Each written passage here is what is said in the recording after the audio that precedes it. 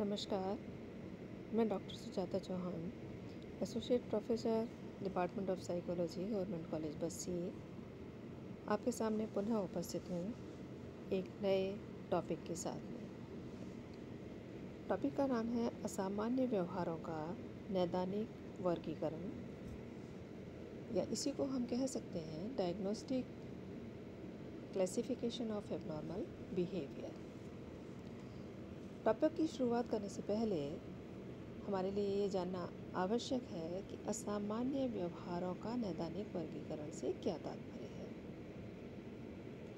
असामान्य व्यवहारों का वर्गीकरण मनोचिकित्सकों एवं नैदानिक मनोवैज्ञानिकों का एक प्रमुख विषय रहा है। यहाँ वर्गीकरण या क्लासिफिकेशन से तात्पर्य विशेष रूप से असामान्य व्यवहारों को ऐसी श्रेणियों में विभक्त करने से होता है जिससे उनके स्वरूप को ठीक ढंग से एवं स्पष्ट रूप से समझा जा सके। श्रेणीकरण की इस विधि को डायग्नोसिस या निदान कहा जाता है। मनोवैज्ञानिक विधियों से निदान को साइको डायग्नोसिस या मनोनिदान कहा जाता है। दो चीज़ें हैं, पहला है डायग्नोसिस या निदान। जो क्लासिफिकेशन की विधि है उसे हम डायग्नोसिस या निदान कहते हैं, और उन लक्षणों का जो व्यक्ति के अंदर दिखाई देते हैं उन्हीं लक्षणों को अगर हम मनोवैज्ञानिक विधियों से उनका निदान करते हैं तो उसको हम साइको डायग्नोसिस या मनोनिदान कहा जाता है। सेलिगमैन एवं रोजेनहॉर्न ने इसको परिभाषित करते हुए कहा है कि व्यवहार परक एवं मनोवैज्ञानिक पैटर्न के अनुसार मनोवैज्ञानिक विकृतियों का श्रेणीकरण ही निदान कहलाता है। इससे स्पष्ट है कि व्यवहार परक मीन्स जो चीज़ें हमें व्यवहार में दिखाई देती हैं एवं उन व्यवहार में दिखाई देने वाली चीज़ों का एक मनोवैज्ञानिक पैटर्न भी होता है। उन मनोवैज्ञानिक पैटर्न के अनुसार व्यवहार में दिखाई देने वाली विशेषताओं के अनुसार अगर हम उनका वैज्ञानिक तरीके से श्रेणीकरण करते हैं तो इसी श्रेणीकरण की प्रक्रिया को हम निदान या डायग्नोसिस कह सकते हैं। इंग्लिश में इसी डेफिनेशन को नीचे कोट किया गया है कि diagnosis is the categorisation of psychological disorders according to behaviour और साइकोलॉजिकल पैटर्न। अब प्रश्न ये उठता है कि अब असामान्य व्यवहार के वर्गीकरण की आवश्यकता क्यों हुई, या हमें असामान्य व्यवहार का वर्गीकरण क्यों करना चाहिए। इन प्रश्नों का जवाब देने के लिए पहले नंबर पर निदान एक संप्रेषण या संचार न्यूनता प्रदान करता है। इसका तात्पर्य है कि निदान से मानसिक रोगों के बारे में सही ढंग से कम शब्दों में वर्णन किया जा सकता है। ऐसा देखा गया है कि मानसिक रोगी कई तरह के लक्षण दिखाते हैं।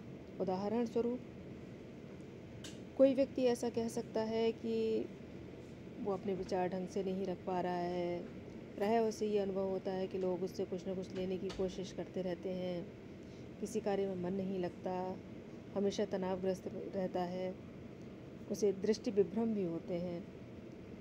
तो इनमें से कुछ लक्षण एक व्यक्ति अपने अंदर बता सकता है, या ऐसा भी हो सकता है कि इन सभी लक्षणों का समूह एक साथ उसके अंदर दिखाई दे रहा हो।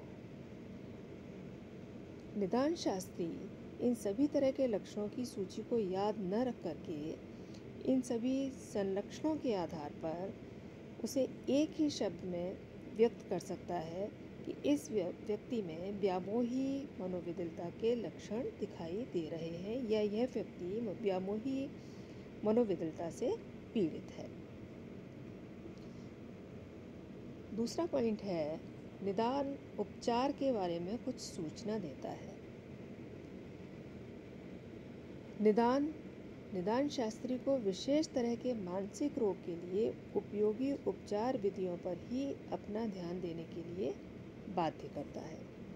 जैसे व्यामोही मनोविकलता के रोगी का उपचार शाब्दिक मनोचिकित्सा, जिसे हम कह सकते हैं वर्बल साइकोथेरेपी से नहीं हो सकता। और अगर उसमें देखा जाए तो कुछ विशेष उसके लिए मेडिसिन हैं जिनको देने पर ही उसके इलाज की संभावना बन सकती है। प्रायः इसमें एक विशेष औषधि क्लोरप्रोमाजीन दी जाती है जिससे वो इस तरह के रोगियों को आसानी से ठीक किया जा सकता है। तो तब एक अच्छा निदान निश्चित रूप से एक ऐसी उपचार विधि का सुझाव देता है जिससे उपचार अधिक से अधिक प्रभावी हो सके।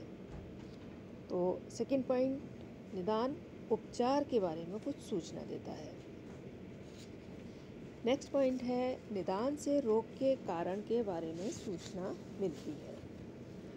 डायग्नोसिस से ये देखने में आता है कि व्यक्ति में रोग बहुत से कारणों से उत्पन्न होते हैं। किसी भी व्यक्ति में रोग के उत्पन्न होने का कोई एक विशेष कारण नहीं होता, बहुत सारे कारण मिलकर के एक व्यक्ति में रोग उत्पन्न करते हैं। परंतु कुछ रोग या मानसिक समस्याएं ऐसी होती हैं जो विशेष तरह के कारण से संबद्ध अधिक होती हैं।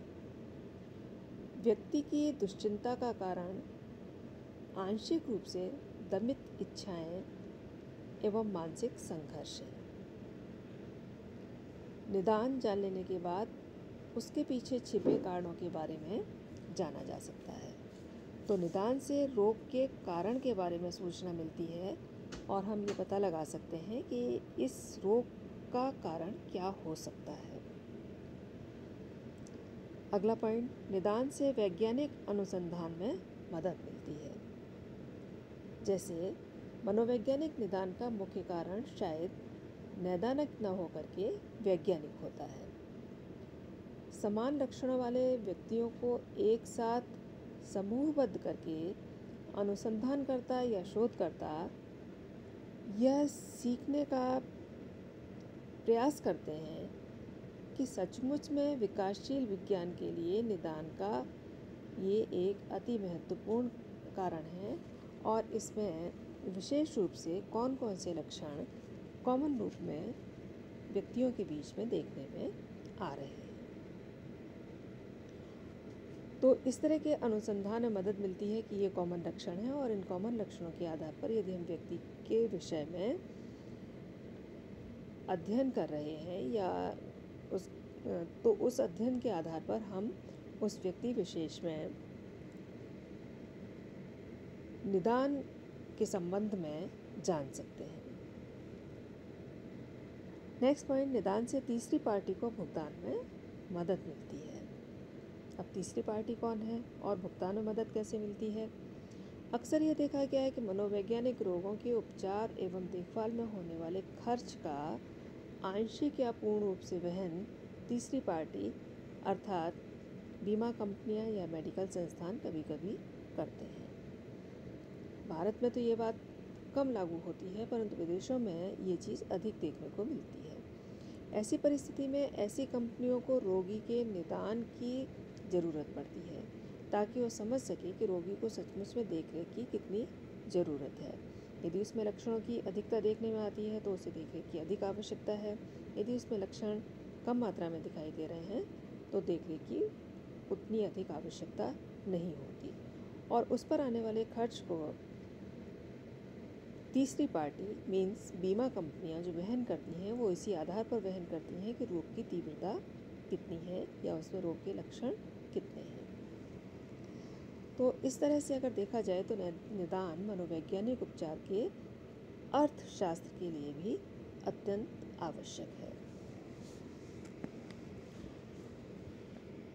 अब असामान्य व्यवहार के वर्गीकरण के मूलतः निम्नलिखित दो भागों में बांट सकते हैं। असामान्य व्यवहार का जो वर्गीकरण है उसे मुख्य रूप से दो भागों में बांटा जा सकता है या दो श्रेणियों में बांटा जा सकता है और वे श्रेणियाँ कौन कौन सी हैं? पहली श्रेणी है अंतर्राष्ट्रीय वर्गीकरण या अंतर्राष्ट्रीय वर्गीकरण तंत्र और दूसरा है भारतीय वर्गीकरण तंत्र। तो दो भागों में इसे मुख्य रूप से बांट सकते हैं। एक तो इंटरनेशनल क्लासिफिकेशन सिस्टम है और दूसरा इंडियन क्लासिफिकेशन सिस्टम है। सबसे पहले हम चर्चा करते हैं इंटरनेशनल क्लासिफिकेशन सिस्टम की या अंतर्राष्ट्रीय वर्गीकरण तंत्र की। असामान्य व्यवहारों को वर्गीकृत करने का उल्लेख हमें ग्रीक, रोमन तथा मिस्र देशवासियों द्वारा प्रदत्त व्याख्याओं में स्पष्ट रूप से मिलता है, परंतु स्पष्ट एवं वैज्ञानिक वर्गीकरण तंत्र की ओर ध्यान 19th सेंचुरी में गया, जब अमेरिका तथा यूरोप में मानसिक रोगियों के उपचार के लिए विभिन्न प्रकार के मानसिक अस्पताल खोलने के सार्थक प्रयास का प्रारंभ हुआ। तो उससे पहले भी वर्गीकरण की प्रक्रिया चल रही थी, लेकिन 19th सेंचुरी में अमेरिका और यूरोप में मानसिक रोगियों के उपचार के लिए जब विभिन्न प्रकार के अस्पताल खोले जाने लगे, तब इस विषय में जो प्रयास थे वो भी सार्थक प्रयास के रूप में सामने आने लगे, सामने दिखाई देने लगे। जर्मन मनोचिकित्सक एमिल क्रेपलिन, जिनका नाम था, उनको असामान्यता के श्रेणीबद्ध वर्गीकरण तंत्र का जनक माना जाता है। ऐसा माना जाता है कि उन्होंने असामान्यता के श्रेणीबद्ध वर्गीकरण को लोगों के सामने रखा और मुख्य रूप से प्रारंभ इन्हीं के द्वारा माना जाता है। इन्होंने 1883 में एक ऐसे वर्गीकरण तंत्र का सुझाव दिया जिसमें मानसिक रोगों के आंगिक स्वरूप का वर्णन था।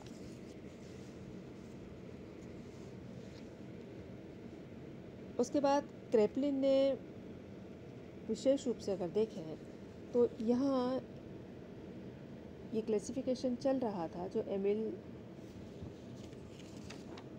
विशेष रूप से एमिल क्रेपलिन ने दिया था, और एमिल क्रेपलिन के वर्गीकरण में उन्होंने विशेष रूप से मनोविक्षिप्ति या साइकोसिस के दो प्रकार बतलाए। बाद में इस क्लासिफिकेशन को विस्तार दिया गया और विस्तार के आधार पर इसको समझाया गया, लेकिन क्रेपलिन ने जो अपना वर्गीकरण प्रस्तुत किया उसमें उन्होंने मनोविक्षिप्ति के दो प्रकार बतलाए।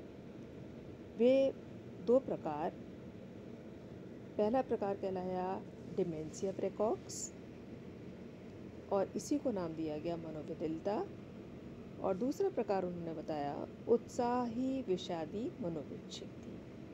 तो इस प्रकार से इन्होंने मनोविक्षिप्ति के दो प्रकार विशेष रूप से बताए। इसी श्रृंखला में जब हम आगे और बढ़ते हैं तो ये देखने में आता है कि द्वितीय विश्व युद्ध के तुरंत बाद दो प्रमुख अंतर्राष्ट्रीय स्तर के वर्गीकरण तंत्र का प्रादुर्भाव हुआ। अब ये दो अंतर्राष्ट्रीय स्तर के वर्गीकरण कौन कौन से हैं? इसमें पहले अगर वर्गीकरण की हम बात करें तो वो है वर्ल्ड हेल्थ ऑर्गेनाइजेशन या WHO द्वारा दिया गया क्लासिफिकेशन या वर्गीकरण, जो उन्होंने 1948 में दिया। इस क्लासिफिकेशन को international statistical classification of disease कहा गया। इसको पूरा नाम दिया गया international statistical classification of diseases, injuries and causes of death, और इसी को शॉर्ट में कहा गया ICD। इसका छठा संस्करण इस समय प्रकाशित हुआ। 1979 में ICD 9 का प्रकाशन हुआ, लेकिन 1979 से पहले वर्ल्ड हेल्थ ऑर्गेनाइजेशन द्वारा दिए गए international statistical classification of diseases, injuries and causes of death या ICD के कई रिवाइज्ड संस्करण प्रकाशित हो चुके थे। जैसा कि मैंने आपको ऊपर बताया कि 1948 में छठा संस्करण प्रकाशित हुआ और छठे के बाद में 9th इसका जो संस्करण था वो 1979 में प्रकाशित हुआ। इसके बीच में 7th 8th संस्करण जो था वो भी प्रकाशित हुआ, लेकिन उन दोनों में इतना ज़्यादा महत्वपूर्ण नहीं थे। 9th प्रकाशन इसका जो था ICD 9 वो अधिक महत्वपूर्ण माना गया। इसके बाद में 1993 में ICD 9 का संशोधित संस्करण प्रकाशित हुआ जिसे ICD 10 कहा गया।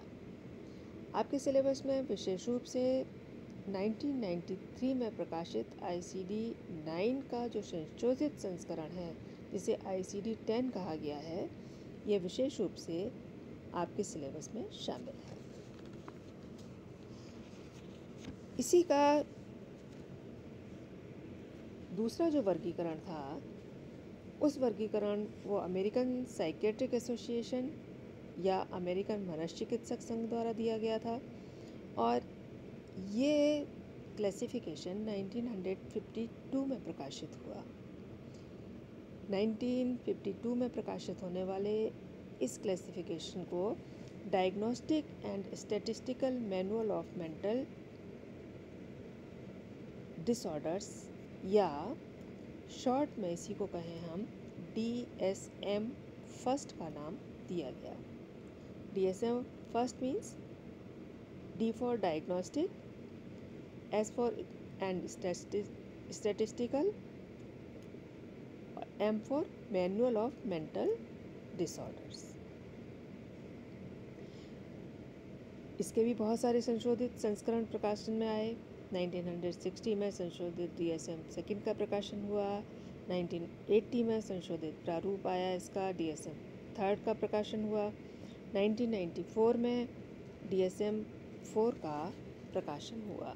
इस प्रकार ये इनमें कई सारे संशोधन हुए, और इन संशोधन में उनमें जो पुरानी वाली कमियां थी उन कमियों को दूर करने का प्रयास किया गया, और इसे और उत्तम वर्गीकरण के रूप में लोगों के सामने लाया गया, जिससे कि इस प्रकार के वर्गीकरणों को समझने में आसानी हो, सहायता हो और आसानी से इनको समझा जा सके।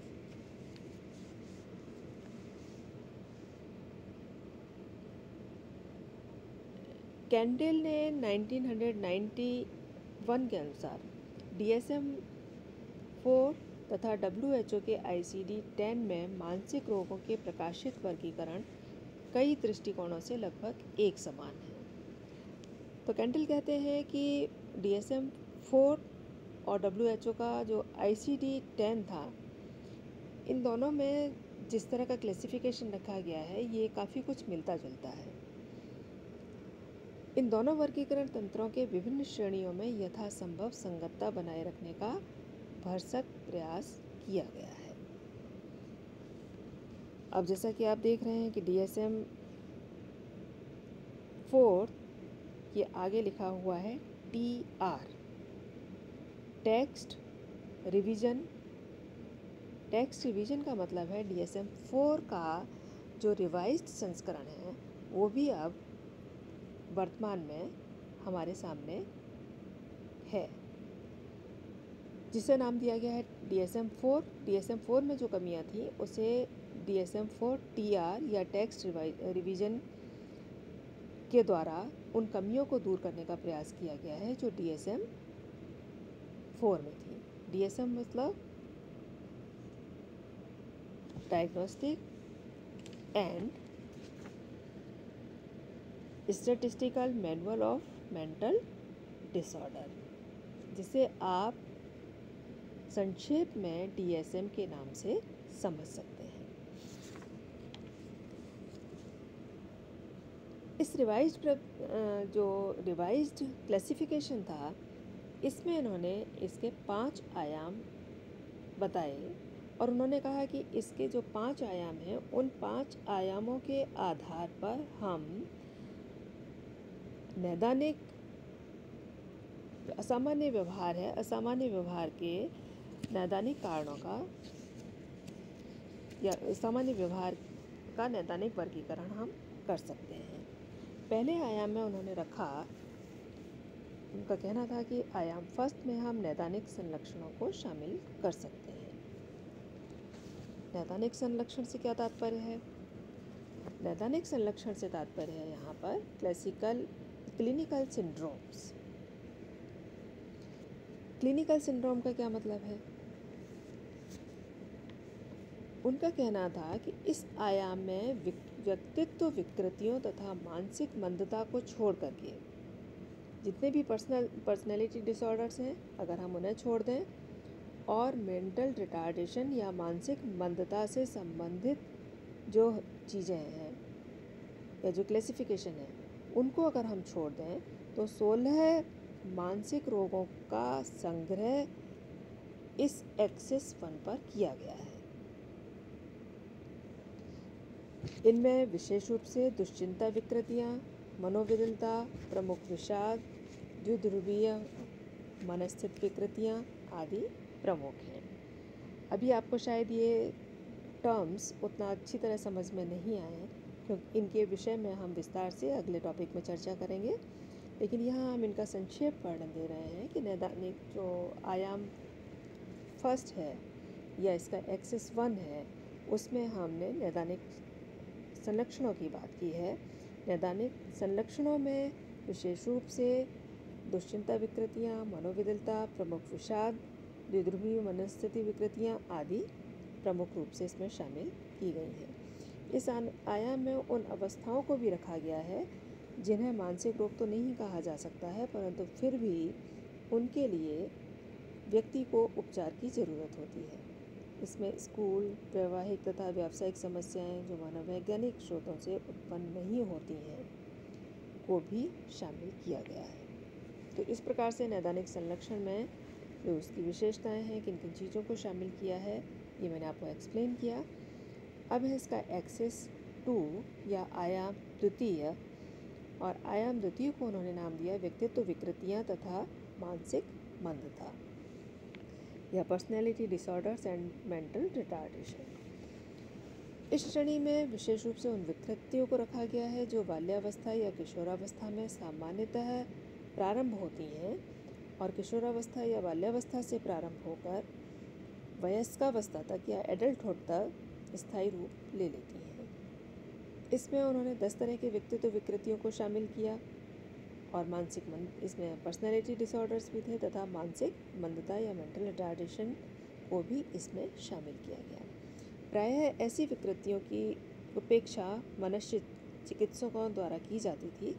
वे पर्सनैलिटी डिसऑर्डर्स को अवॉइड कर देते थे, मानसिक मंदता या मेंटल रिटार्डेशन से संबंधित फैक्टर को भी नकार देते थे और उस पर उतना ध्यान नहीं देते थे। इसीलिए इसको विशेष रूप से एक्सिस 2 में शामिल किया गया और ऐसी विकृतियों की उपेक्षा मनोचिकित्सकों द्वारा क्योंकि की जाती थी, अतः इन्हें DSM 4 में एक अलग आयाम में रख दिया गया ताकि उनकी उपेक्षा नहीं की जा सके और मनोचिकित्सक इस पर भी विशेष रूप से ध्यान देते हुए इसे आगे बढ़ाने का प्रयास करें।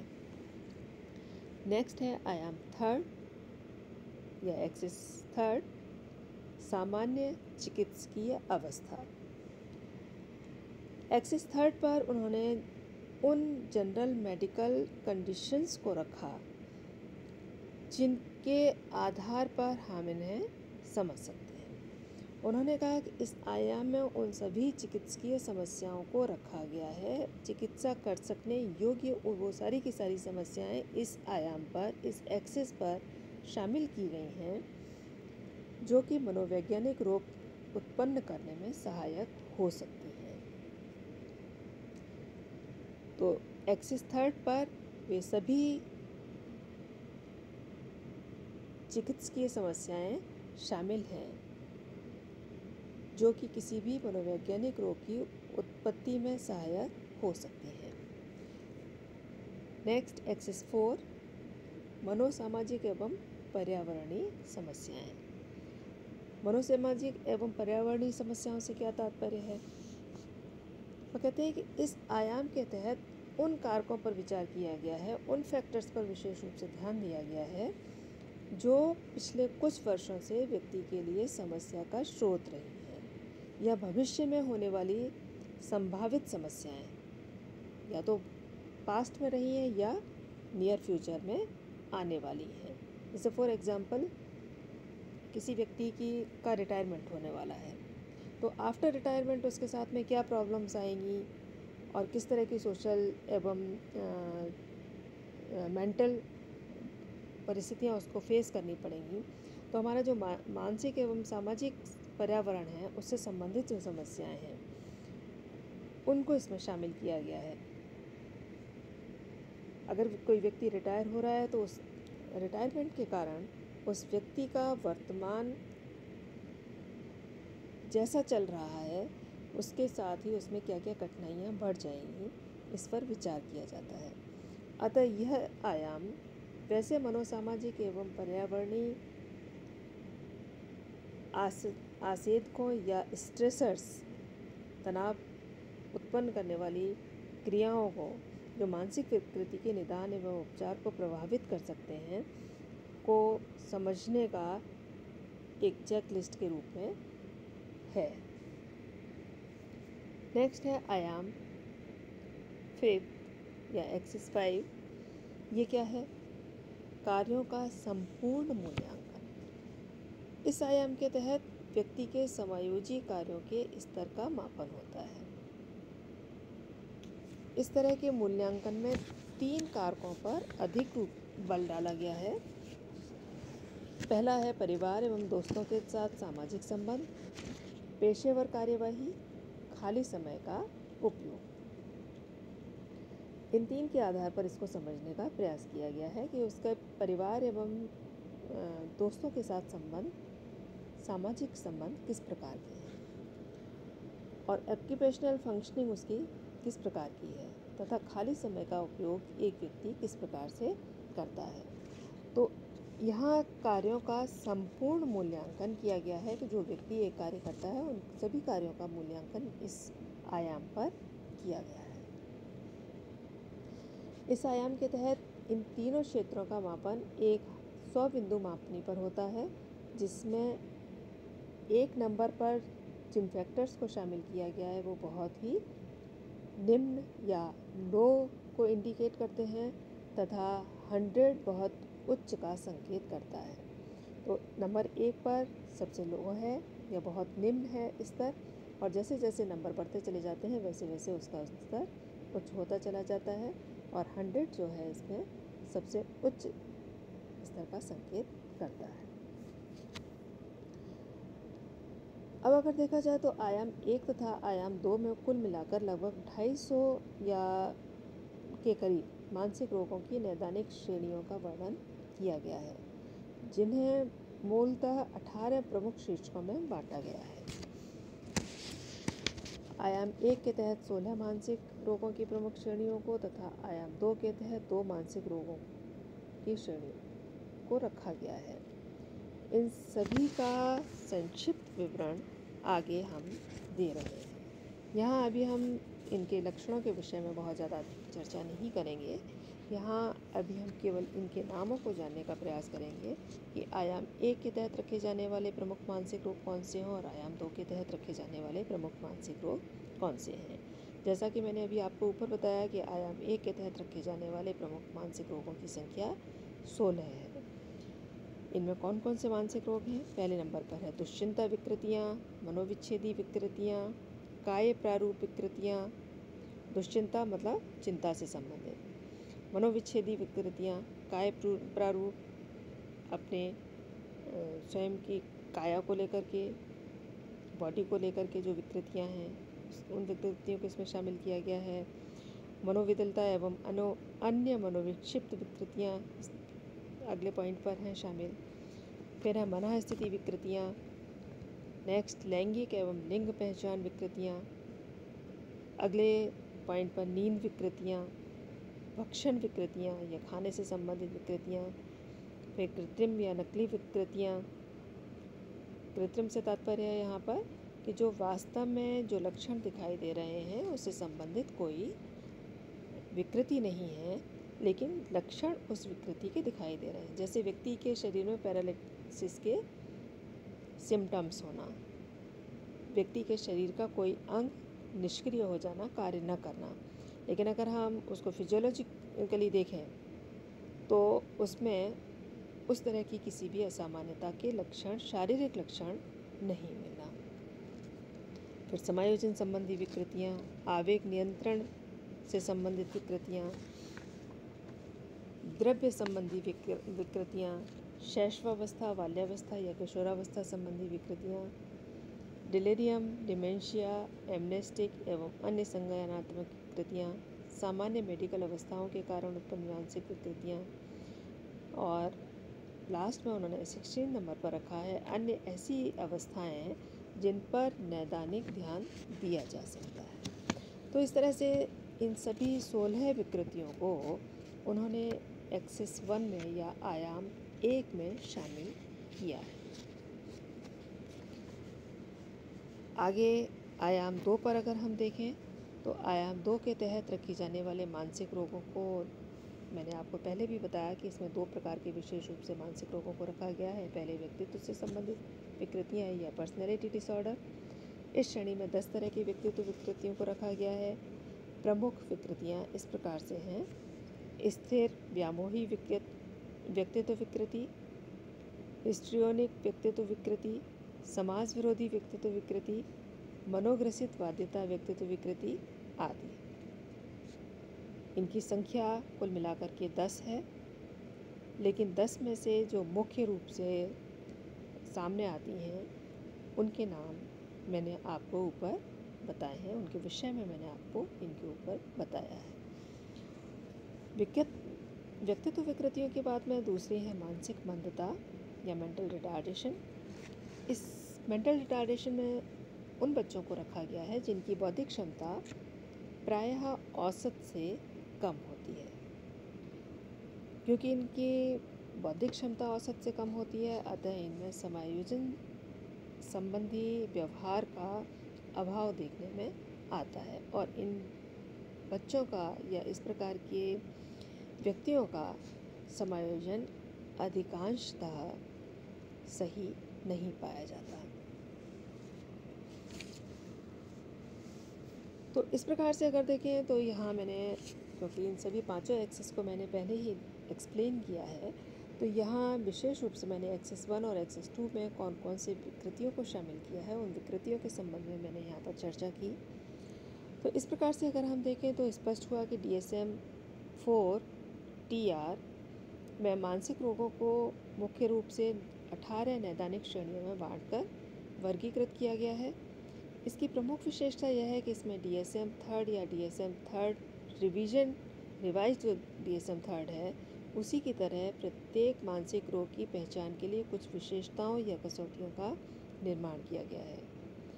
प्रत्येक जो मानसिक रोग है उसकी कुछ उन्होंने विशेषताएं बताई हैं और उन विशेषताओं के आधार पर उन्होंने कहा है कि इस मानसिक रोग को हम इस प्रकार की व्यक्ति में लक्षण या विशेषताएं दिखाई दे रही हैं तो हम समझ सकते हैं कि इस व्यक्ति में अमुक रोग है।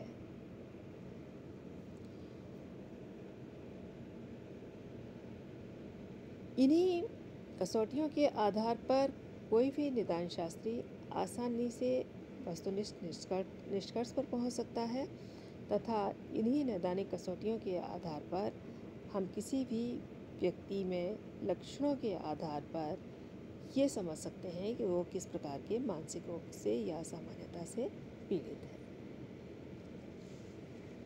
तो आज के टॉपिक में संक्षेप में वर्णन करते हुए मैं केवल इतना ही कहूँगी कि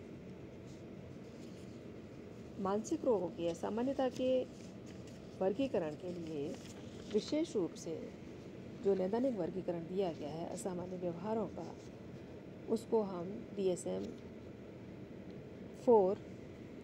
जो कि रिवाइज किया गया है उसके आधार पर समझ सकते हैं या ICD-10 के आधार पर विशेष रूप से समझने का प्रयास कर सकते हैं। Thank you.